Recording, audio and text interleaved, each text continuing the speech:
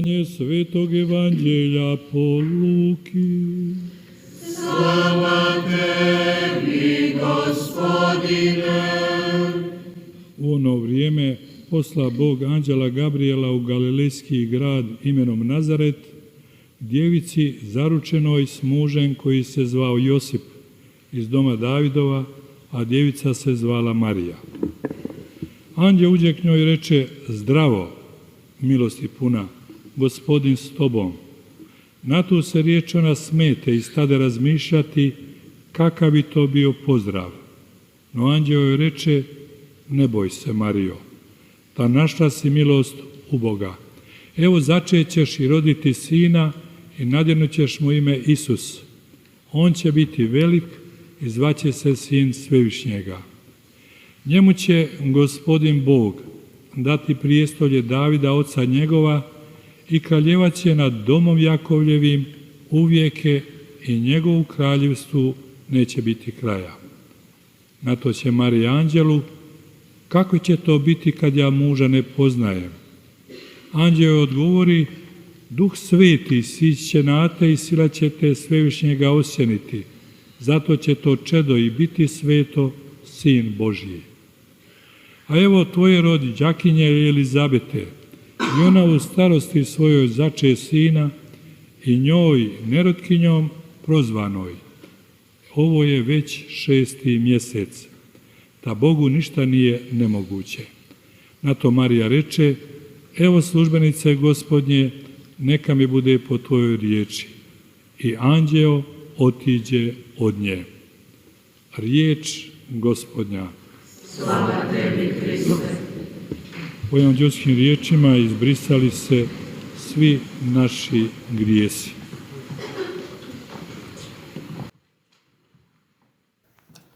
형제자매 여러분, 라우레탄스kim litanijama 교회는 성모 호칭 기도에서 성모님을 샛별 우리를 위하여 비르소서라고 기도하고 있습니다.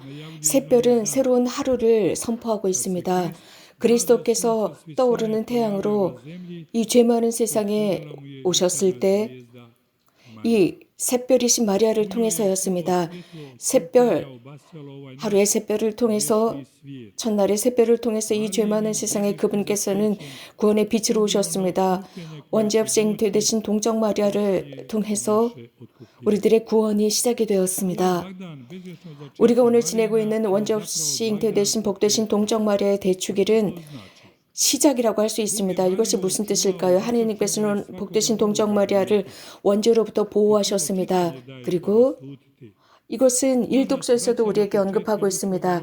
그래서 창세에 어떤 일이 일어났는지를 알려주고 있습니다. 이 말씀은 인간에 대한 기능을 언급하고 있습니다. 즉, 교만한 인간은 하나님께서 금지하신 열매를 먹게 됩니다. 그래서 하나님처럼 되기 위한 그의 행위였습니다. 그리고 지혜의 눈이 열려 자신이 알몸이라는 것을 깨닫습니다. 불순종에 의한, 하나님께 불순종한 결과였습니다. 자신의 육체적인 어떤 알몸이라는 상태뿐만 아니라 그 안에는 많은 것을 내포하고 있습니다.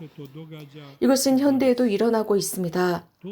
이러한 사건은 인류 역사 전반에 걸쳐 있습니다. 인간은 스스로 모든 것을 할 수 있다고 생각하고 그러려고 합니다. 그래서 하나님은 필요 없다고 생각합니다. 심지어 하나님께 저항하고 있습니다. 하나님의 존재하지 않는다라면 인간은 아무것도 할 수 없다고 프랑스의 샤르트 철학자는 언급했습니다. 말과 우상과 비극, 악마. 그래서 하나님을 인간과 경쟁 대상으로 삼고 있습니다. 현대의 많은 사람들이 이런 식으로 행동하고 있습니다. 형제자매 여러분, 일독서의 말씀을 읽어보도록 합시다. 하나님께서 어떤 일을 하셨습니까? 또 지금 어떤 일을 하고 계십니까? 하나님께서는 약속을 해주십니다. 오늘 일독서 마지막 부분에 가면 이런 말씀을 했습니다. 즉, 복음을 암시하는 말씀입니다. 내 후손과 그 여자의 후손 사이에 적개심을 일으키리라 라고 말씀하셨습니다. 그래서 너의 머리에 상처를 입히고 너는 그의 발꿈치에 상처를 입히리라 라고 했습니다. 이것은 대단한 것입니다. 이러한 부분을 복음에서 그대로 선포하고 있습니다. 나자렛의 처녀, 복되신 동정 마리아 미리암은 이미 고대로부터 오래전부터 하나님께서 선택하신 처녀였고 가브리엘 천사가 찾아가서 은총이 가득한 이여 기뻐하여라 주님께서 나와 함께 계시다라고 인사를 하면서 두려워하지 마라 너는 하나님의 총애를 받았다 내가 잉태의 아들을 얻을 것이다 라고 했습니다. 그러면서 마니피캇을 선포합니다. 하느님의 아들을 잉태할 것이다 라고 했습니다. 그래서 조상 다윗의 왕좌를 그분께 주시어 그분께서 야곱의 집안을 영원히 다스릴 것이고 그분의 나라는 끝이 없을 것이다 라는 선포를 하게 됩니다. 이미 약속된 메시아로 선포합니다. 그럼으로써 이런 천사의 말씀은 예언자들의 말씀과 복음 이전의 모든 것들을 요약하고 있습니다. 형제자매 여러분, 이러한 유사한 메시지는 복되신 동정 마리아를 타른 상태로 빠져들게 합니다. 기쁨에 가득 들어가게 합니다. 그럼에도 불구하고 이런 천상의 존재와 만났어도 동정 마리아는 겸손하셨습니다. 굳건하게 이 자신의 지상에서의 삶을 인식하면서 그 말씀을 듣습니다. 이러한 천상의 존재를 눈과 눈으로 맞대었을 때 사람의 마음은 떨리게 됩니다. 그러나 복되신 동정 마리아는 이러한 기쁨이 있었지만 즉시 정신을 차리고 생각하기 시작합니다. 곰곰이 생각했습니다. 이 인사가 무슨 의미인지 생각했습니다. 가브리엘 천사는 마리아가 가진 모든 두려움을 없애주고자 했습니다. 그래서 완전한 평화와 선택으로 자신의 삶에서 가장 중요한 선택을 자유롭게 하도록 했습니다.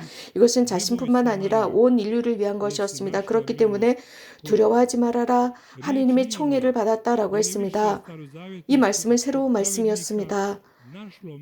그리고 구약의 그 말씀 하느님의 총애를 받았던 노아나 다니엘 등등 총애를 받은 사람들, 새로운 사명을 얻은 사람들이었습니다. 그러면서 하나님으로부터 최고의 총애를 받았고 하나님의 자비가 인간의 노력이 아니라 하나님께서 온전히 선택하셨다는 것입니다. 지가리아의 노래에서 하나님의 총애를 얻은 것, 하나님의 선택을 얻은 것을 언급하고 있습니다. 복되신 동정 마리아는 이러한 하나님의 의로움과 정의 속에 있었습니다. 하나님의 선택은 완전한 절대적인 은총이었습니다. 그래서 인간의 노력이 아니라 하나님께서 절대적으로 선택하신 것을 보여주고 있습니다. 가브리엘 대천사의 이러한 대답은 즉 말씀은 바로 성모님의 최고의 정결함과 겸손을 드러내고 있습니다.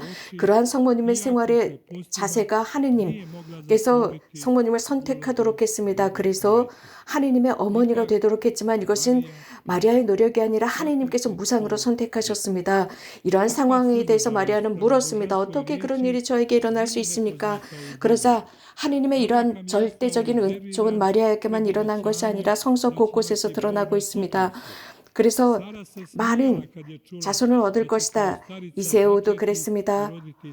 그래서 한 아들을 얻을 것이라는 말씀을 듣습니다. 모세도 하나님의 계명을 받아들이기를 거부했습니다.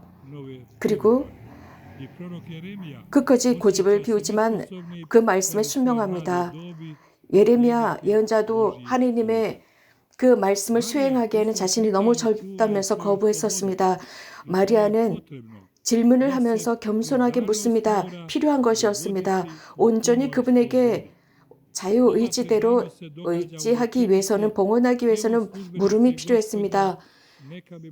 그 말씀을 천사로부터 들은 뒤에 성모님의 답은 보십시오. 저는 주님의 종입니다. 말씀들이 저에게 이루어지기를 바랍니다. 라고 했습니다.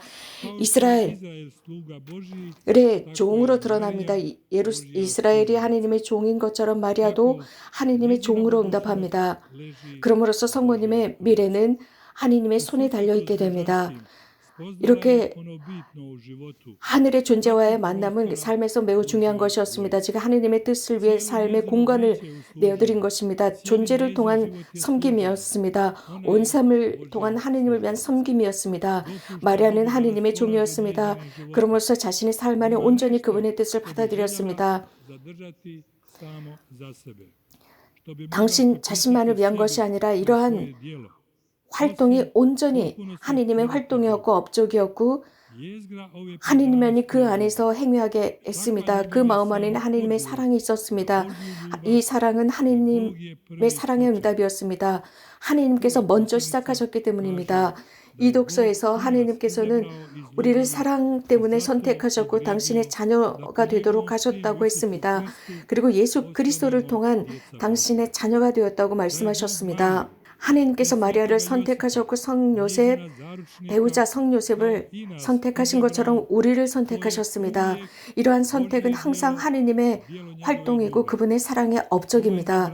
이러한 가르침은 즉 우리가 하느님의 은총의 영광 안에 있다는 것을 가르치고 있습니다. 형제자매 여러분, 이것은 그분의 은총의 영광입니다. 그 안의 절정은 마리아를 찾는 것이었습니다. 마리아는 하느님의 은총의 영광 안에 있었고 이것은 아주 부드럽게 배우자 성요셉 안에서도 드러나고 이러한 영광의 은총은 우리들 안에서도 올려나와야 합니다. 그래서 영원한 찬미가 드러날 때까지 영광의 은총으로 우리 안에 올려나와야 합니다. 아멘.